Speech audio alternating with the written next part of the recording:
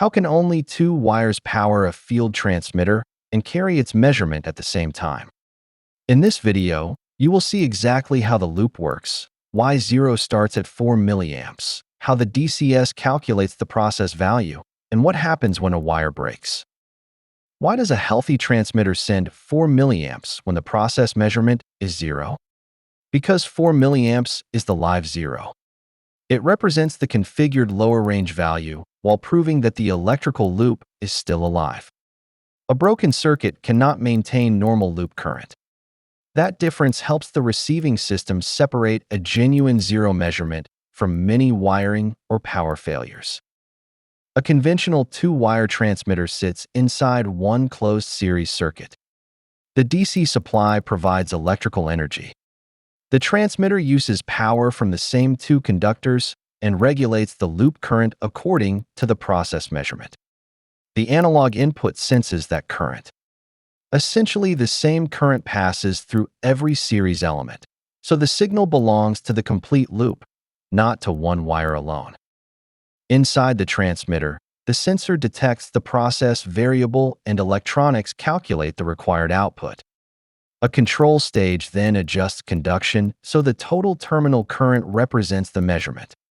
At the lower range it regulates near 4 milliamps. Halfway through the range it regulates near 12. At the upper range it regulates near 20. The transmitter must measure and compute while powered by that same loop. The analog input channel measures loop current and converts it into a digital number. The control system then applies the configured lower and upper range values to display engineering units. Raw current, scaled process value, and quality status are three different pieces of information. This example shows a conventional hardwired input. Exact input circuits, isolation, and loop power arrangements depend on the installed hardware. Consider an example calibrated range of 0 to 16 bar. 4 milliamps represents 0 bar, and 20 milliamps represents 16 bar. At 12 milliamps, first subtract the 4 milliamp live 0. That leaves 8 milliamps across a 16 milliamp signal span. 8 divided by 16 equals 50%. 50% of 16 bar is 8 bar. The transmitter and DCS ranges must match. Your turn. A transmitter is configured for 0 to 16 bar, and its output is 16 milliamps. What pressure should the control system display? 16 bar, 12 bar, or 8 bar? Think about it. The answer is 12 bar. 16 minus 4 gives 12 milliamps above live 0. 12 divided by 16 is 75%. 75% of 16 bar is 12 bar. Now keep the actual process at 50% and open one conductor.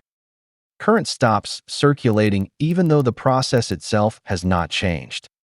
The displayed result is not universally a valid 0. Depending on hardware and configuration, the input may report under range, bad quality, a fault, held last value, or a substitute. Check raw milliamps, quality, alarms, and the loop drawing together, never the engineering unit number alone. Quick summary. The sensor measures. The transmitter regulates 4 to 20 milliamps. The current circulates through one closed series loop. The analog input measures it, and the DCS scales it into engineering units. 4 milliamps is live 0. Abnormal current and quality information help reveal loop faults. You now have the complete mental model for a conventional 4 to 20 milliamp current loop. Always follow plant procedures before disturbing field wiring. Thanks for watching, and subscribe for more practical instrumentation and control videos.